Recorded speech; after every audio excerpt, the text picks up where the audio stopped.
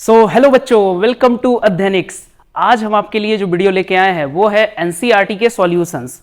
NCERT class 10th का first chapter real number का solution अभी हम डिस्कस करेंगे। यहाँ एनसीईआरटी के सारे एक्सरसाइज इसमें डिस्कस होंगे। ठीक है, तो चलिए स्टार्ट करते हैं क्वेश्चन को सॉल्व करना। फर्स्ट क्वेश्चन है एक्सरसाइज 1.1 से है। एक्सरसाइज 1.1 का क्वेश्चन नंबर 1 है। क्या आपके सामने है? Express each number as product of its prime factors. आपको जो यहाँ पे नंबर्स दिए गए हैं उनको आपको प्राइम फैक्टर्स में एक्सप्रेस करना है, प्रोडक्ट ऑफ प्राइम फैक्टर्स में एक्सप्रेस करना है। ठीक है, तो देखिए पहला नंबर क्या है 140। तो फर्स्ट अगर आपका सॉल्यूशन हम करें 140 को, तो इसको प्राइम फैक्टर्स में आपको क्या करना है? एक्सप्रेस करना है। तो उसके लिए आपको क्या करना होगा? सबसे पहले प्राइम फैक्टर के लिए हम क्या करते हैं, नंबर्स को सबसे छोटा प्राइम नंबर से डिवाइड करने का कोशिश करते हैं। अब देखिए 140 जो है सबसे छोटा प्राइम नंबर आपके लिए क्या होता है? 2 होता है। तो 2 से अगर हम इसको डिवाइड करेंगे तो 2 से कितनी बार में 140 जाता है? 70। ठीक है, फिर 70 को फिर से आप 2 से ट्राई करो तो 2 से 35 टाइम्स जाएगा। अब क्या करो, 2 से अब 35 नहीं कटेगा, 35 जो है 2 से डिविजिबल नहीं होगा। तो इसका मतलब हम किससे अब देखेंगे? 2 से बड़ा प्राइम नंबर। आप 3 से ट्राई करो। 3 से अगर आप देखोगे टेस्ट ऑफ डिविजिबिलिटी ऑफ 3, तो 3 + 5 8 होता है, तब भी 3 से नहीं होगा। तो किससे हमारा होगा? 5 से। किससे होगा? 5 से। तो किससे करेंगे हम? 5 से। तो 5 से 7 टाइम्स और लास्ट 7 से 1 टाइम्स। तो इसको प्रोडक्ट ऑफ प्राइम में लिखना है तो कैसे लिखेंगे? 2 × 2 × 5 × 7। तो यही तो होगा 140 का प्राइम फैक्टराइजेशन। तो 2 × 2 × 5 × 7, इसको एक तरीके से और लिख सकते हैं 2 का पावर 2 × 5 × 7। बात समझ में आया? तो ये इसका प्राइम फैक्टराइजेशन है फर्स्ट का। सेकेंड है 156। 156 अगर आप देखो 156 का भी आपको प्राइम फैक्टराइजेशन करना है। तो 156 के लिए सबसे पहले हम 2 से ट्राई करेंगे। तो 2 से ये कटेगा, तो 2 से कितनी बार में जाएगा? 7 और 8, 78 टाइम्स जाएगा ये 2 से। बात समझ में आया? फिर 2 से 39 टाइम्स, और 39 2 के बाद 2 से तो जाएगा नहीं, 3 से जाएगा। तो 3 से 13 टाइम्स, और ये 13 1 टाइम। तो 156 को किसके बराबर लिख देंगे हम? 2 × 2 × 3 × 13। तो ये इसका प्राइम फैक्टराइजेशन होगा। ठीक है, इसको आप ऐसे भी लिख सकते हो 2 का पावर 2 × 3 × 13। बात समझ में आया? तो ये 156 है। नेक्स्ट 3825 आप ट्राई करना। ठीक है, ये दोनों मैंने कर लिए, ये आपका होमवर्क है। ठीक है, नेक्स्ट है 5005। ये भी आप ही ट्राई करना दोनों। ठीक है, लास्ट वाला मैं बताता हूं। लास्ट वाला क्या है? 7429। देखो 7429। अब 7429 आप इससे क्या करोगे? तो इसको आप सबसे पहले प्राइम फैक्टराइजेशन करना शुरू करो। तो अगर आप 3 से देखोगे तो 3 से अगर काटने के लिए हमको क्या करना है? सारे डिजिट्स को ऐड करना पड़ेगा। 7 4 11 2 13 और 9 कितना हो गया? 22। तो 3 से तो ये डिविजिबल नहीं होगा, 5 से भी नहीं होगा क्योंकि एंड में 0 या 5 नहीं आ रहा है। ठीक है, 7 से आप करके देखो। अगर आप 7 से करके देखना चाहते हो तो देखो 7 1 = 7, फिर 0, 7 6 = 42, 9। 7 से भी नहीं जाएगा, ये 9 से भी नहीं जाएगा। ठीक है, उसके बाद 11 से भी अगर आप ट्राई करोगे तो नहीं जाएगा। आप सीधा इसको ट्राई करो, किससे डिवाइड करना? 19 से। 19 से आप ट्राई करो कि 19 या उससे भी छोटा 17 से ट्राई करो। 7429 डिवाइड करके देखो कितनी बार में जाता है। अगर 17 से आप काटोगे तो 74। तो 17 के टेबल में 74 तो नहीं आता। ठीक है, लेकिन 4 टाइम्स 68 तो आता है। तो देखो जाएगा कि नहीं। अगर आप यहां पे करके देखोगे तो क्या होगा? 68 और यहां कितना बचेगा? 6, फिर 2, फिर ये 70 से जाएगा 51। तो यहां कितना बचेगा? 1 और 1, 119। तो 119 17 के टेबल में आता है? बिल्कुल आता है। कितनी बार में आता है 119? अगर आप देखोगे यहां पे तो 119 7 टाइम्स आता है। ठीक है, ठीक है, 7 टाइम्स आता है 119। तो ये 437 बार में चला जाएगा। किससे? 17 के टेबल में 437 टाइम्स। बात समझ में आया? ठीक है, तो 17 के टेबल में चला गया 7 टाइम। उसके बाद 437 को अगर आप काटोगे तो 437 अगेन चेक करो, ये 3 से जाता है? 4 3 7 और 7 14, 3 से नहीं जाएगा। ठीक है, अगर आप यहाँ चेक करोगे तो ये 17 से भी नहीं जाएगा। अगर हम यहाँ 17 से ट्राई करें तो नहीं जाएगा। अगर 19 से आप ट्राई करो तो देखो 19 से ही कटता है 437। 19 से अगर 437 देखें, 437 किससे? 19 से। तो 19 के टेबल में 43 नहीं आता है, बट 2 टाइम्स 38 तो आता है। 5 यहाँ पे बचेगा, फिर 7, तो ये 3 बार में चला जाएगा 57। ठीक है, तो 19 से 23 बार में जाएगा, 19 से 23 बार में। बात समझ में आया? तो इसका प्राइम फैक्टराइजेशन क्या होगा? और ये लास्ट 23 से 1 बार में। और एक बात ध्यान दो, यहाँ 17 भी प्राइम नंबर था, 19 भी प्राइम नंबर था, 23 भी प्राइम नंबर था, ठीक है। तो इसके बाद और फैक्टर्स इसके नहीं होंगे, और प्राइम फैक्टर्स नहीं होंगे। तो 7429 को हम क्या लिख सकते हैं डायरेक्टली, 17 इंटू 19 इंटू 23। तो ये इसका प्राइम फैक्टराइजेशन होगा। बात समझ में आया, ये इसका हुआ किसका, प्राइम फैक्टराइजेशन 7429 का, ठीक है। थोड़ा सा ही आपके लिए लेंदी था, लेकिन आपको करके देखना होगा। बात समझ में आया, ठीक है।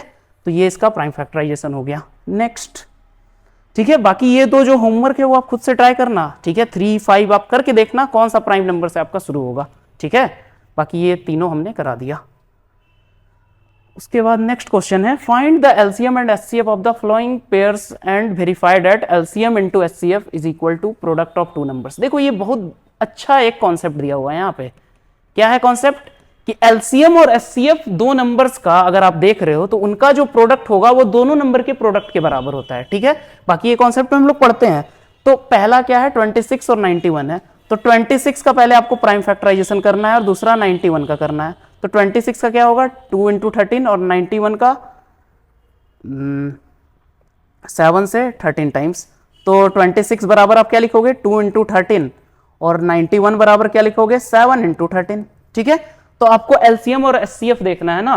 तो एलसीएम बराबर क्या होता है, एलसीएम अगर हम दो नंबर का निकालते हैं तो पहले प्राइम फैक्टराइजेशन में ब्रेक करते हैं, उसके बाद क्या करते हैं, एलसीएम के लिए हम क्या देखते हैं, हाईएस्ट पावर देखते हैं कि हाईएस्ट पावर क्या है उसको हम लिखते हैं, और एचसीएफ के लिए लोवेस्ट पावर लिखते हैं। तो यहां पे अगर आप चेक करोगे तो यहां लिखा हुआ है 2 का पावर 1 इंटू 13 का पावर 1, और नीचे लिखा हुआ है 7 का पावर 1 इंटू 13 का पावर 1। तो हाईएस्ट पावर देखना है, तो 2 का हाईएस्ट पावर कितना है, 1 है, और नीचे में 2 का पावर 0 है। 7 का पावर यहां 1 है, ऊपर में 7 का पावर 0 है। तो हाईएस्ट पावर आप लिखो 2 का पावर 1, 2 का पावर 0, हाईएस्ट क्या है, 2 का पावर 1। नेक्स्ट 13 का पावर 1, 13 का पावर 1, हाईएस्ट क्या है, दोनों सेम ही है, तो 13 का पावर 1। और नेक्स्ट 7 का पावर 0, 7 का पावर 1, तो 7 का पावर 1 हाईएस्ट होगा। बात समझ में आया। तो ये इसका क्या हो जाएगा, एलसीएम। तो कितना आ जाएगा, अगर आप देखोगे 13 7 जा 91 इंटू 2, 182 इसका क्या होगा, एलसीएम होगा किसका, 26 और 91 का। एचसीएफ के लिए आप क्या देखते हो, लोएस्ट पावर। तो लोएस्ट पावर अगर देखोगे तो 2 का पावर 1, 2 का पावर 0, तो 2 का पावर 0, 7 का पावर 0, 7 का पावर 1, 7 का पावर 0, और नेक्स्ट 13 का पावर 1, 13 का पावर 0, तो 13 का पावर 1। दोनों जगह 1 है तो लोएस्ट 1 ही तो होगा, ठीक है। सेम ही तो है, तो लोएस्ट हाईएस्ट क्या है, दोनों में कोई फर्क नहीं पड़ेगा, तो ये 13 हो जाएगा। बात समझ में आया, क्योंकि 2 का पावर 0 भी 1 हो जाता है, 7 का पावर 0 भी 1 हो जाता है। तो एलसीएम हो गया इसका 182, एचसीएफ हो गया 13, ठीक है। अब इसको, इस प्रोडक्ट को आपको वेरीफाई करना है, तो आप 26 और 91 का जो प्रोडक्ट होगा वो जो भी आएगा, ठीक है, या फिर ऐसे लिखो आप। उसके बाद आपको क्या लिखना होगा, ये तो हमने एलसीएम एचसीएफ निकाल दिया। इसके बाद आपको लिखना होगा to verify LCM into HCF बराबर 26 इंटू 91। ये आपको वेरीफाई करना है। तो एलसीएम का वैल्यू अगर आप एलएचएस सॉल्व करोगे तो एलसीएम का वैल्यू रखोगे 182 और एचसीएफ का वैल्यू रखोगे 13। इसको सॉल्व करके जो रिजल्ट आएगा उसको सॉल्व करोगे, और आरएचएस में 26 इंटू 91 ये जो आएगा उसको सॉल्व करोगे, तो देखना दोनों बराबर आएगा, ठीक है। या फिर इतना लेंदी कैलकुलेशन अगर मैं नहीं करूं, बट आपको करना पड़ेगा, तो उसके लिए आप अगर सिंपली देखना चाहो तो देखो यहाँ क्या लिखा हुआ है, यहाँ लिखा है 182 इंटू 13। तो 182 जो बना था वो कैसे बना था, वो बना था 2 इंटू 91 करके। तो आप इसको ऐसे लिख सकते हो 2 इंटू 91 इंटू 13, और नीचे वाले को 26 इंटू 91 को 2 इंटू 13 इंटू 91। तो देखो सेम बन गया ना नंबर, ठीक है, हमें निकालने का जरूरत भी नहीं पड़ा पूरा, ठीक है। तो एलएचएस आरएचएस दोनों क्या हो गए, बराबर हो गए। तो इसका मतलब ये जो है हमारा, ये क्या हो गया, वेरीफाई हो गया। बात समझ में आया। सेकंड क्वेश्चन है 510 और 92। तो इन दोनों को अगर सॉल्व करते हैं, 510 और 92, तो इन दोनों का अगर एलसीएम एचसीएफ निकालना है तो प्राइम फैक्टराइजेशन करो। 510 को कैसे करोगे, 510 2 से जाएगा, 2 से कितनी बार में जाएगा, अगर आप यहां देखो तो 2 से डिवाइड ही तो करना है आपको। तो 2 टाइम्स 4, फिर 1 क्या आया, कैरी आया, तो 11 बन गया, तो 2 5 जा 10, और 1 फिर आया तो 2 5 जा 10, ठीक है। तो 255 टाइम्स ही चला गया। अगेन 255, ये 2 से तो अब नहीं जाएगा, 5 से चला जाएगा क्योंकि यूनिट प्लेस पे 5 है। बट अब 3 से ट्राई करो, 5 5 10 और 2 12, 3 से भी ये जाएगा। डिजिट का सम जो है वो 3 से डिविजिबल है, तो 3 से कितनी बार में जाएगा, 3 8 जा 24, फिर कैरी 1, 3 5 जा 15, ठीक है। अब ये नहीं जाएगा 3 से, अब ये 5 से जाएगा। 5 से कितनी बार में जाएगा, 5 से ये जाएगा 17 टाइम्स, फिर 17 से 1 बार में, तो 510 को हम क्या लिख सकते हैं, 2 इंटू 3 इंटू 5 इंटू 17, ठीक है। और नेक्स्ट 92 को क्या लिख सकते हैं, यहाँ देख लो, 92 2 से कितनी बार में जाएगा, 46 टाइम्स जाएगा, 2 से 23 टाइम्स जाएगा और 23 से 1 टाइम जाएगा, तो ये हो जाएगा 2 इंटू 2 इंटू 23। बात समझ में आया? तो इसको हम लिखेंगे 2 का पावर 2 इंटू 23 का पावर 1, इसको लिखेंगे 2 का पावर 1 इंटू 3 का पावर 1 इंटू 5 का पावर 1 इंटू 17 का पावर 1। और जो यहाँ नहीं है उसको हम 2 का पावर 0 करके लिख देंगे, जैसे कि 3 यहाँ है, 3 यहाँ नहीं है तो 3 का पावर 0, यहाँ 5 नहीं है तो 5 का पावर 0, बात समझे, और 17 का पावर 0, और यहाँ पे 23 का पावर 0। तो एलसीएम के लिए आप क्या लिखते हो, एलसीएम के लिए हम देखते हैं हाईएस्ट पावर, कौन सा पावर, हाईएस्ट पावर। तो हाईएस्ट पावर देखो क्या क्या है, हाईएस्ट पावर अगर आप देखोगे तो 2 का पावर 1 है, 2 का पावर 2 है, हाईएस्ट क्या है, 2 का पावर 2, 3 का पावर 1 है, 3 का पावर 0 है, ये दोनों का काम हो गया, 3 का पावर 1 3 का पावर 0, हाईएस्ट है 3 का पावर 1, 5 का पावर 1 5 का पावर 0, हाईएस्ट है 5 का पावर 1। नेक्स्ट 17 का पावर 1 17 का पावर 0, हाईएस्ट है 17 का पावर 1। और लास्ट 23 का पावर 0 23 का पावर 1 इंटू 23, तो ये इसका एलसीएम आएगा। बात समझ में आया, ये पूरा क्या आएगा, एलसीएम। और एचसीएफ अगर आप देखोगे तो एचसीएफ में लोएस्ट पावर देखना है, तो लोएस्ट पावर देखो क्या क्या है, 2 का पावर 1 2 का पावर 2, तो 2 का पावर 1 लोएस्ट है, 3 का पावर 1 3 का पावर 0 3 का पावर 0, 5 का पावर 1 5 का पावर 0 5 का पावर 0, 17 का पावर 1 17 का पावर 0, तो 17 का पावर 0, एंड लास्ट 23 का पावर 0 23 का पावर 1, तो 23 का पावर 0 लोएस्ट पावर। तो एचसीएफ तो यहाँ सब ये 1 हो जाएगा, तो एचसीएफ तो यहाँ पता चल गया, ये आ जाएगा 2, ठीक है। बाकी एलसीएम आप सॉल्व करके निकाल लेना, बात समझ में आया। तो एचसीएफ बस क्या होगा इसका 2, बाकी एलसीएम जो होगा वो बड़ा एक नंबर होगा, बात समझ में आया। तो ये आप सॉल्व करके निकाल लेना। उसके बाद आपको जो वेरीफाई करना है, ये कॉन्सेप्ट जो है यहाँ आपके लिए, इसी कॉन्सेप्ट पे सारा क्वेश्चन बेस्ड है, ठीक है। थर्ड क्वेश्चन भी आपका इसी कॉन्सेप्ट पे जाएगा, तो ये आप खुद से सॉल्व कर लेना, ठीक है, ये दोनों क्वेश्चन, और वेरीफाई भी कर लेना, सेम वही एलएचएस आरएचएस करके एलसीएम इनटू एचसीएफ, उस प्रोसेस में आपको वेरीफाई करना होगा। बात समझ में आया? क्योंकि जो कैलकुलेशन वाला काम है आप खुद से करो, वो तभी आपका कैलकुलेशन स्पीड बढ़ेगा, बात समझे, ठीक है। बाकी कॉन्सेप्ट तो मैंने अच्छे से एक्सप्लेन कर दिया, ठीक है। चलो नेक्स्ट क्वेश्चन देखते हैं। नेक्स्ट क्वेश्चन है, find the LCM and HCF of the following integers by applying prime factorisation method. ये भी क्वेश्चन सेम ही है, प्राइम फैक्टराइजेशन मेथड से हमको क्या बताना है, एलसीएम और एचसीएफ बताना है।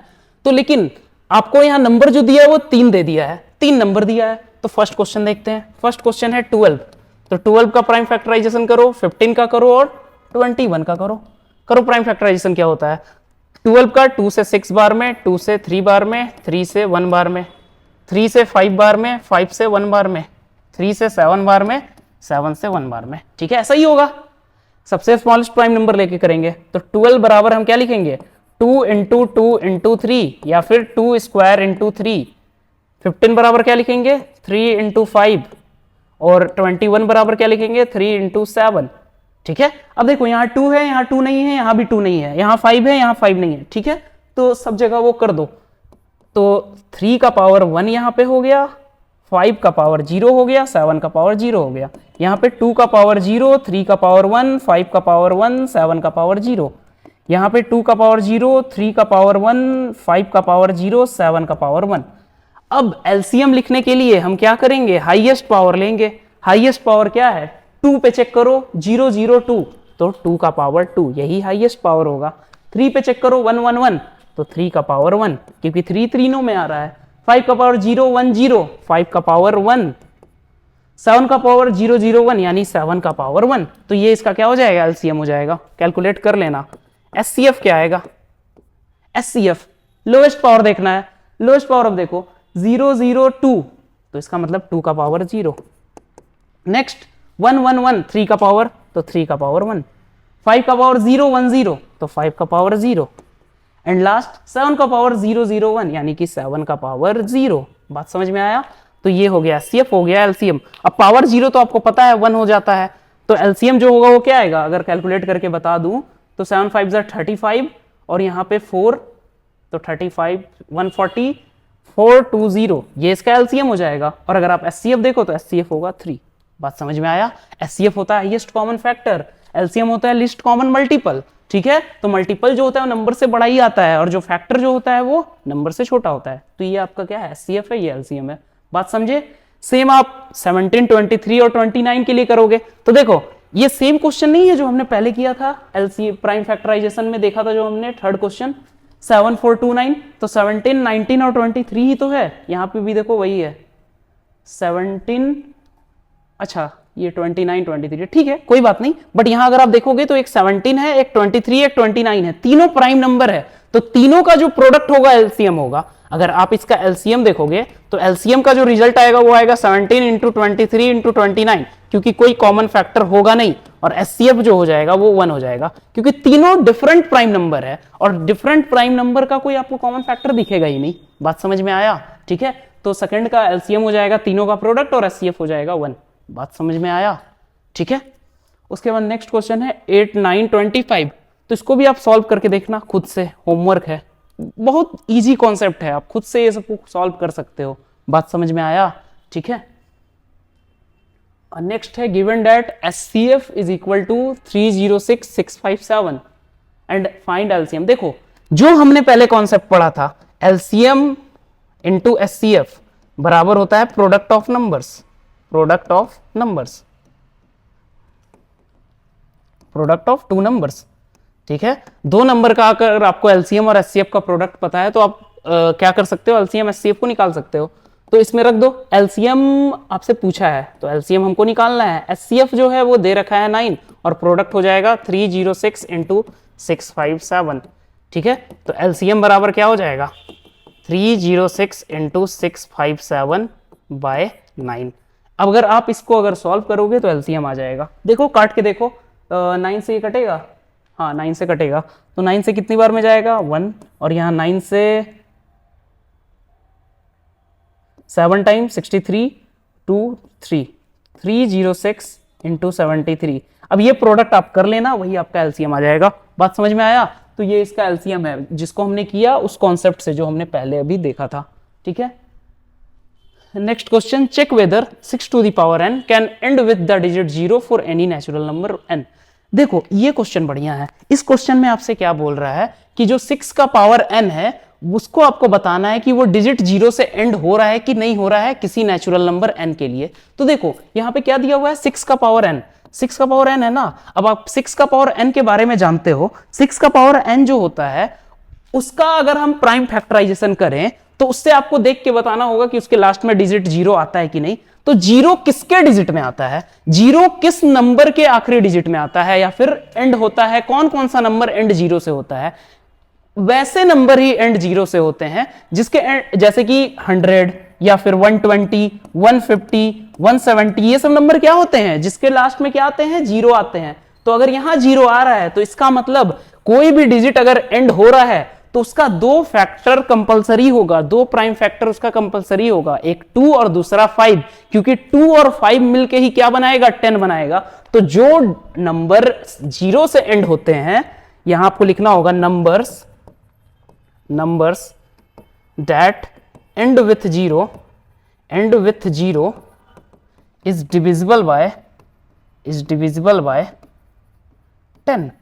जो एंड होते हैं 0 से वो डिविजिबल किससे होते हैं 10 से। तो 10 का प्राइम फैक्टर क्या होता है 2 इंटू 5, तो इसका मतलब वो 2 से भी डिविजिबल होना चाहिए और 5 से भी। तो जो नंबर्स एंड 0 से होंगे उसका प्राइम फैक्टर्स क्या होना चाहिए, prime factors must be 2 and 5 both, दोनों होने चाहिए, 2 भी और 5 भी दोनों होने चाहिए। बट 6 का पावर n में अगर आप देखोगे तो 6 का पावर n में अगर आप देखोगे तो 6 को हम लिख सकते हैं ना, 6 को लिख सकते हैं 2 इंटू 3।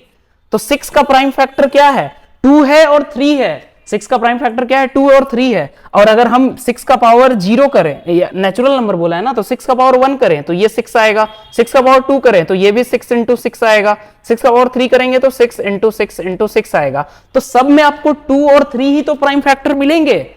बात समझे, 2 और 3 ही प्राइम फैक्टरशिप मिलेंगे। बट हमको क्या चाहिए 2 और 5 दोनों चाहिए ना। तो यहां हमको लिखना होगा सिंस 6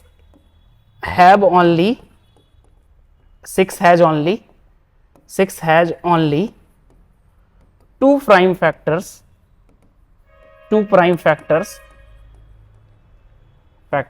that is 2 and 3, ठीक है, 2 और 3 ही तो है, 5,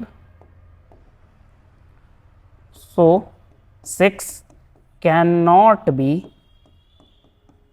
end with digit 0, ठीक है।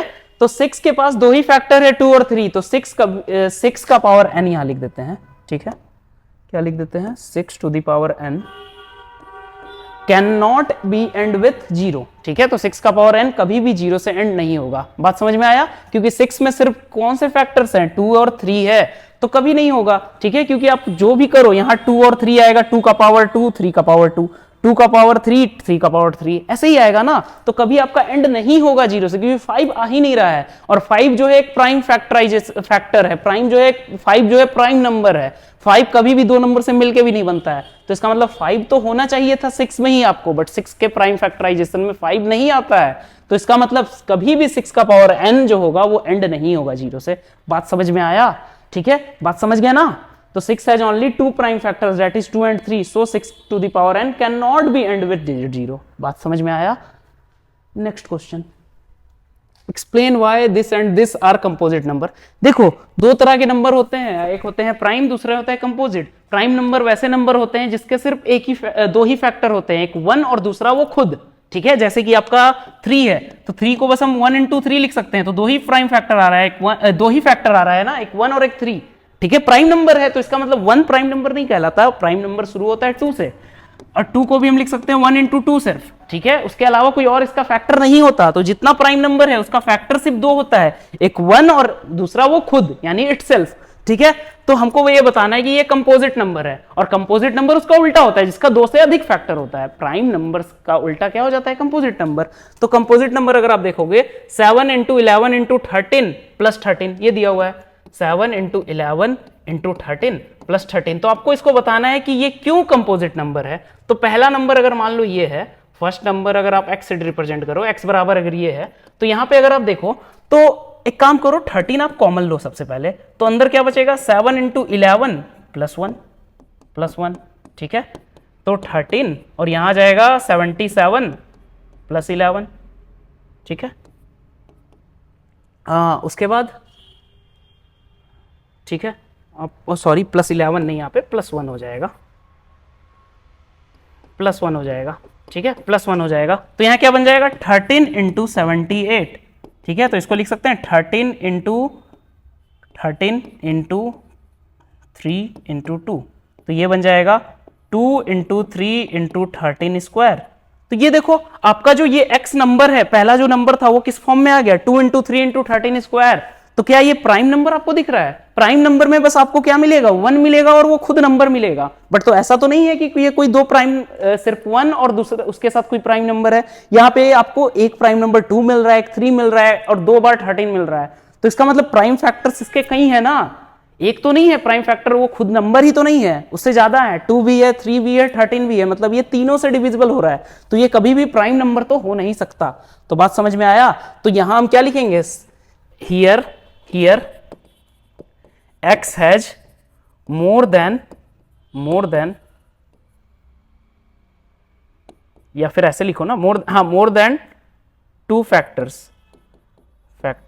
so x is composite, ठीक है, बात समझ में आया। सेकंड ये नंबर है, ये नंबर देखो क्या है आपका, ये लिखा हुआ है 7 into 6 into 5, चलो नेक्स्ट स्लाइड में चलता हूं, ये लिखा हुआ है 7 into 6 into 5 into 4 into 3 into 2 into 1 plus 5, ये लिखा हुआ है, तो इसको मान लेते हैं y, तो y अगर आप देखो 5 कॉमन आ जाएगा, तो 7 into 6 into 4 into 3 into 2 into 1 plus 1। अब देखो यहां आप ध्यान से देखो, ठीक है, यही था ना 7 into 6 5 4 3, ठीक है। अब यहां देखो आप, यहां पे अगर आप ध्यान दोगे तो यहां क्या लिखा हुआ है 5, एक पहला फैक्टर आपको 5 दिख गया, ठीक है, और ये जो भी अंदर सॉल्व करके आए नंबर, मैं सॉल्व नहीं कर रहा हूं, ठीक है, जो भी सॉल्व करके यहां नंबर आए, साथ ही इंटू 1 भी तो आप लिख सकते हो, जैसे आपने यहां पे किया था, यहां पे आपने क्या लिखा था 2 into 3 into 13 स्क्वायर into 1, तो 1 तो आपका प्राइम के लिए रहता ही है, प्राइम के लिए 1 हम देखते हैं और वो खुद वो नंबर देखते हैं। बट यहां आपको क्या दिख रहा है, 1 दिख रहा है, उसके साथ 5 दिख रहा है, उसके साथ एक और नंबर आपको दिख रहा है। वो भले ही नंबर प्राइम हो या कंपोजिट हो, कोई फर्क नहीं पड़ता, लेकिन आपको फैक्टर्स तो अधिक दिख रहे हैं ना, 2 से ज्यादा फैक्टर है ना। 2 फैक्टर होने का मतलब होता है प्राइम के लिए एक 1 हो और वो दूसरा खुद हो। लेकिन यहां पे आपको क्या दिख रहा है, 5 भी दिख रहा है, 1 भी दिख रहा है, और एक तीसरा कोई और नंबर दिख रहा है। ठीक है, कोई बड़ा नंबर है।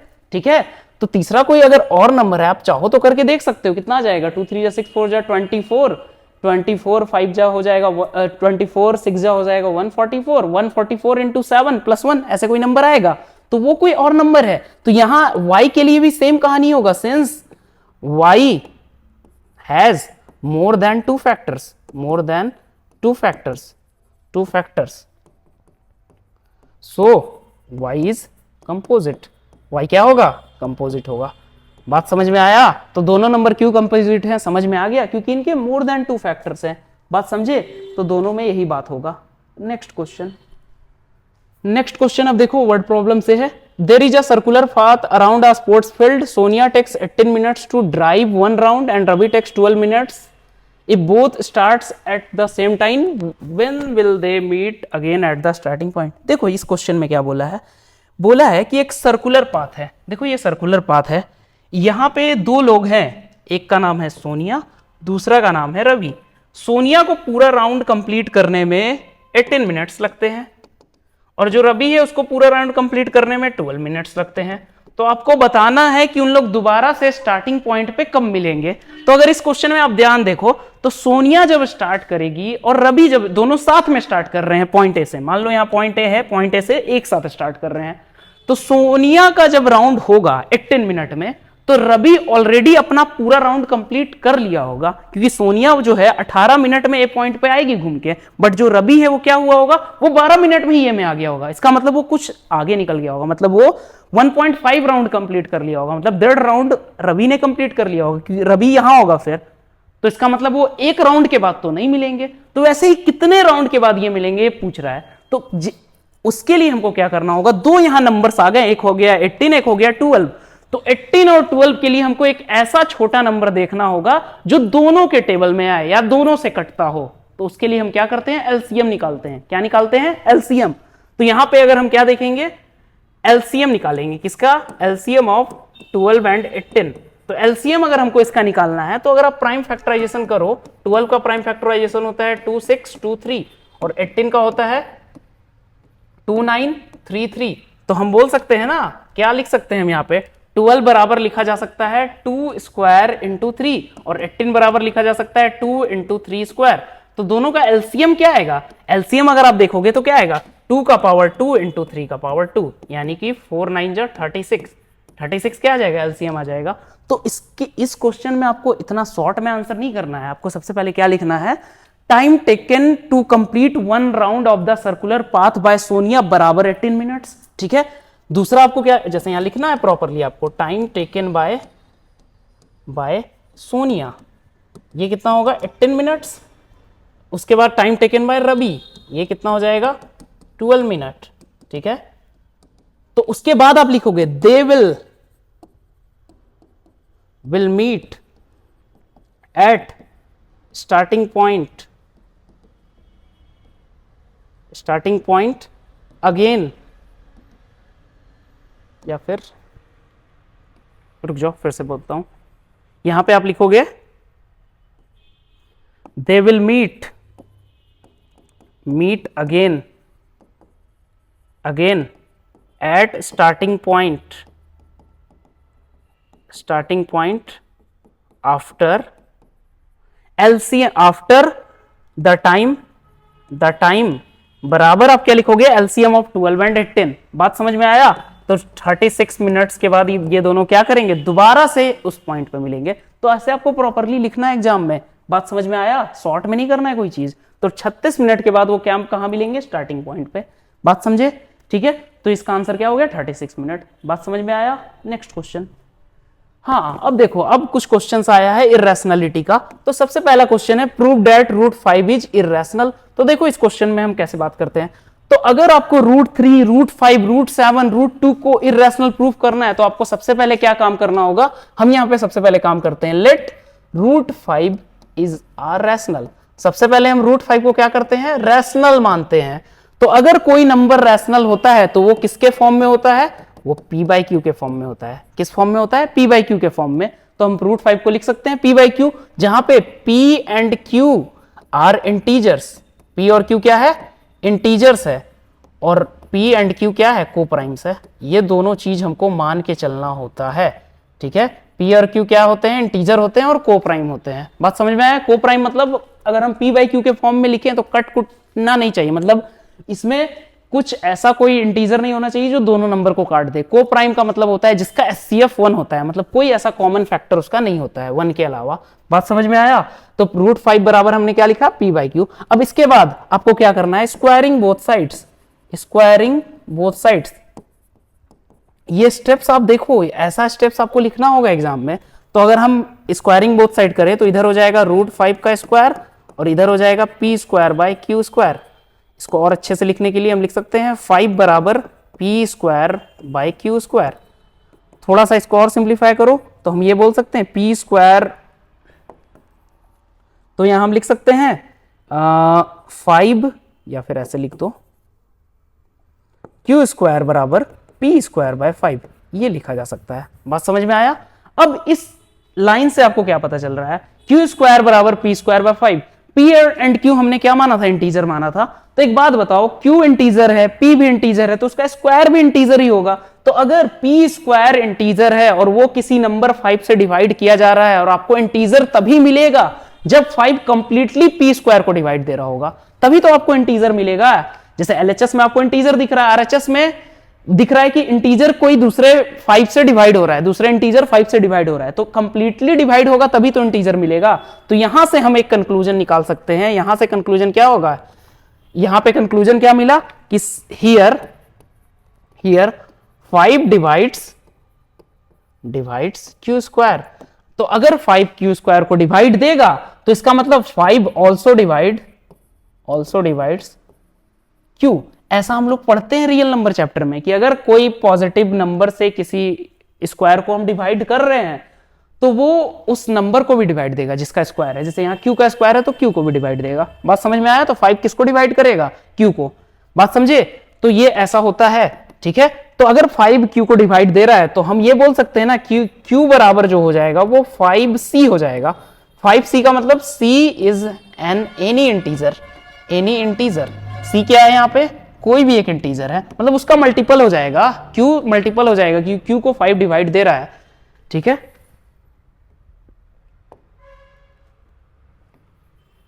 एनी इंटीजर होगा, ठीक है, इंटीजर। तो q बराबर क्या हो गया, 5c। तो फ्रॉम वन अगर इक्वेशन 1 आप में क्या रख दो, q बराबर 5c रख दो, तो ये बन जाएगा 5c का होल स्क्वायर बराबर p²/5।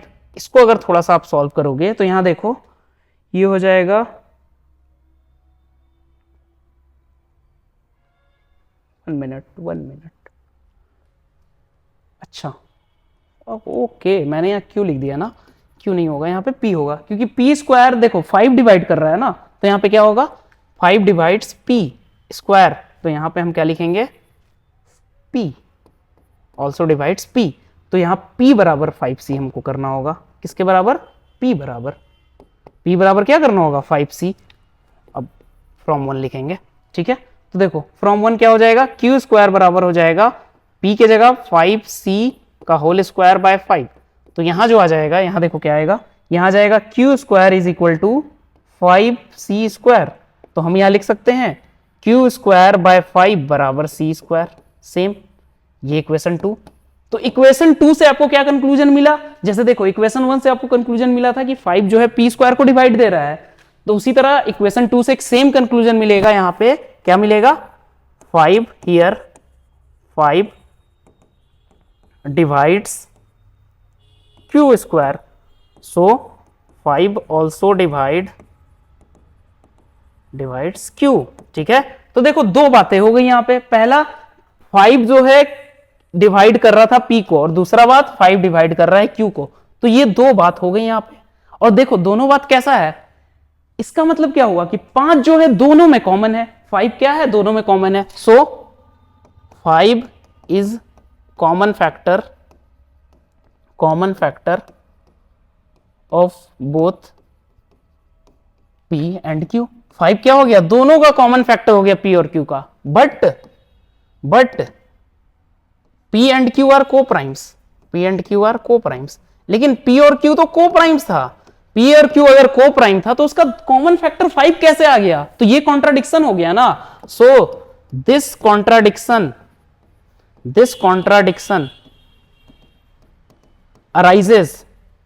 arises due to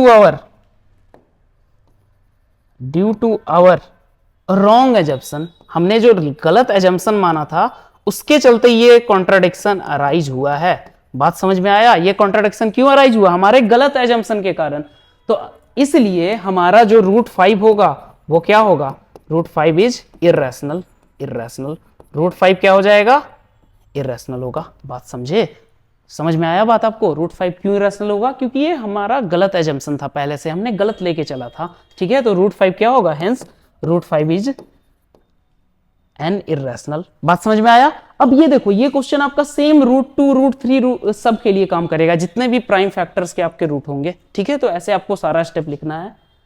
next question है 3 + 2 √5 इज इरेशनल। देखो इसको भी सॉल्व करना है, तो सबसे पहले आप पूरे को मानोगे बराबर P/Q फॉर्म में, मतलब पहले आपको क्या करना है, इसको भी रैशनल मानना है जैसे हमने पीछे किया था।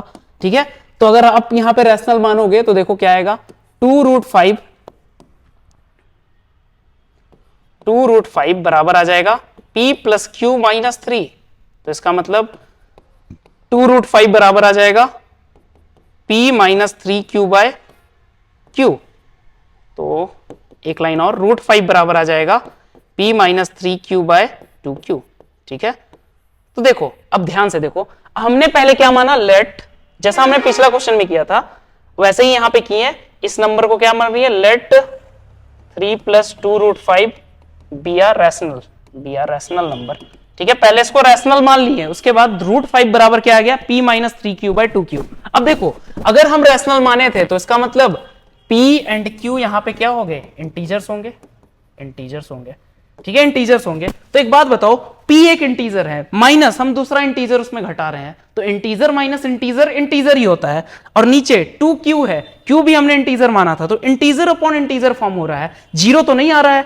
देखो डिनोमिनेटर में तो जीरो कभी नहीं आएगा, लेकिन न्यूमरेटर में भी आपका जीरो अगर आ गया तो कोई बात नहीं, हमारा रैशनल तो फिर भी बनेगा। ठीक है, क्योंकि रैशनल नंबर के लिए बस हमारा डिनोमिनेटर जीरो नहीं होना चाहिए। तो इसका मतलब हमारा यहां पे क्या हुआ, ये भी रैशनल है, ये भी रैशनल, मतलब ये भी ऊपर भी इंटीजर, मतलब ये किस फॉर्म में आ गया, ये अगर आप देखोगे तो यहां पे हम ये बोल सकते हैं ना कि RHS इज रैशनल। RHS यहां पे क्या है, रैशनल है, बट √5 इज इरेशनल। √5 जो है हमने इरेशनल अभी पीछे ही प्रूफ किया, √5 क्या है, इरेशनल है। So this can not be possible, this can't be possible, तो ये पॉसिबल नहीं होगा। तो इसका मतलब सेम लाइन आपको यहां लिखना होगा, this contradiction arises due to our wrong assumption that we let 3 + 2 √5 is a rational. ठीक है, जो हमने गलत एजम्पशन माना था कि 3 + 2 √5 क्या है, रैशनल है आपका, तो ये हमारा गलत एजम्पशन था। तो आपको सेम लाइन यहां पे रिपीट करना होगा जो हमने पहले किया था, this contradiction arises due to our wrong assumption, so 3 + 2 √5 बराबर इज इरेशनल। ठीक है, तो ये क्या हो जाएगा, इरेशनल हो जाएगा। तो ये ऐसे प्रूफ होगा। बात समझ में आया। नेक्स्ट है, इसको भी आपको इरेशनल प्रूफ करना है। देखो सेम तरीके से होगा, ये है 1/√2। अब 1/√2 को आप P/Q फॉर्म में मानोगे सबसे पहले, क्यों, क्योंकि ये हम सबसे पहले मान लिए कि ये क्या होगा, रैशनल होगा। लेट इसको क्या करना है, रैशनल मानना है, पहले क्या मानना है, रैशनल मानना है। तो 1/√2 किसके बराबर हो गया, P/Q के बराबर। तो इसका मतलब √2 बराबर क्या हो जाएगा, Q/P। ठीक है, अब यहां पे भी अगर आप मानोगे तो देखो एक बात को ध्यान देना, Q तो जीरो होता नहीं है कभी, Q जीरो होता नहीं है। हम यहाँ पे √2 बराबर Q/P ले लिए, बट अगर आप देखो हम यहाँ पे क्या कर रहे हैं, दोनों को को प्राइम मानने हैं। 1/√2 कभी जीरो के बराबर तो होगा नहीं, तो इसलिए हम क्योंकि देखो अगर P जीरो हो जाएगा तो 1/√2 जीरो हो जाएगा, तो इसको हम ऐसा तो मानेंगे कि नहीं कि ये जीरो बन जाए। तो इसका मतलब P बाई क्यू आपका इंटीजर रहेगा, P एंड Q क्या रहेगा यहाँ पे, इंटीजर्स रहेगा, अदर देन जीरो, इंटीजर रहेगा बट जीरो से अलग रहेगा। और Q बाई B अगेन ये भी तो है, यहां पे भी तो इंटीजर है, तो ये भी रैशनल होगा, तो ये क्या होगा, ये भी रैशनल होगा, ये भी रैशनल होगा। बट जैसे हमने √2 को इरेशनल प्रूव किया था वैसे ये इरेशनल होगा, ठीक है, इरेशनल होगा। तो इरेशनल कभी रैशनल के बराबर हो सकता है, नहीं हो सकता। तो यहां पे भी same line, this contradiction arises due to our wrong assumption, so 1/√2 is irrational. बात समझ में आया। नेक्स्ट 7 + √5, देखो 7 √5 प्लस √5 नहीं, इसको भी आप P बाई Q के फॉर्म में लिखोगे तो अगेन आएगा √5 बराबर P by 7Q, again P integer Q integer, तो 7Q भी इंटीजर, तो इसका मतलब ये रैशनल, ये रैशनल, ये आपका इरेशनल, इरेशनल। तो ऐसा कभी पॉसिबल होगा, नहीं होगा। तो सेम 7 + √5 इज अ इरेशनल, ठीक है। वैसे ही लास्ट 6 + √2 ये आप खुद से सॉल्व करना होमवर्क। बात समझ में आया। तो ऐसे ही सॉल्व होगा ये, ठीक है। तो सब में एक ही तरीका से आपको लगाना होगा, जो हमने प्रीवियस क्वेश्चन में लिखा था ना इतना, वैसे आपको उसमें भी करना होगा, ठीक है। बट इससे थोड़ा सा आपका कम ही लिखना होगा, ठीक है। बट आपको यहां देखना होगा कि जैसे इस पिछले क्वेश्चन में हमने कैसे देखा कि ये इंटीजर अपॉन इंटीजर फॉर्म है, तो हमने बोला ना RHS is rational but √5 is irrational, तो इसका मतलब this can not be possible. अगर ऐसा पॉसिबल नहीं है तो इसका मतलब हमारा जो माना गया वो गलत एजम्पशन था, ठीक है। तो ये सारा क्वेश्चन सेम है जो कि आप खुद से सॉल्व कर लेना और होमवर्क जो दिया है आपने बना लेना, ठीक है। क्योंकि लिखने का ही काम है, बाकी कॉन्सेप्ट को और जैसे सॉल्व करना है मैंने पूरा आपको डिटेल में समझा दिया, ठीक है। तो बच्चों, तो ये थैंक यू, यही थे कुछ क्वेश्चन, कुछ क्या आपके एनसीईआरटी चैप्टर 1 के कंप्लीट क्वेश्चन जो हमने यहाँ पे कंप्लीट डिस्कस किया आपसे, ठीक है। आप इस वीडियो को अच्छे से देखो, फिर से देखो, और जो क्लास 10th में बच्चे नए नए आए हैं अभी 9th के बाद, आपका फर्स्ट चैप्टर का एनसीईआरटी का ये सारा सॉल्यूशन था, ठीक है। तो ये आपके लिए बहुत ही हेल्पफुल वीडियो है। बस इस वीडियो में इतना ही। अगर वीडियो अच्छा लगा हो तो अपने फ्रेंड्स वगैरह के साथ शेयर करो। Thank you.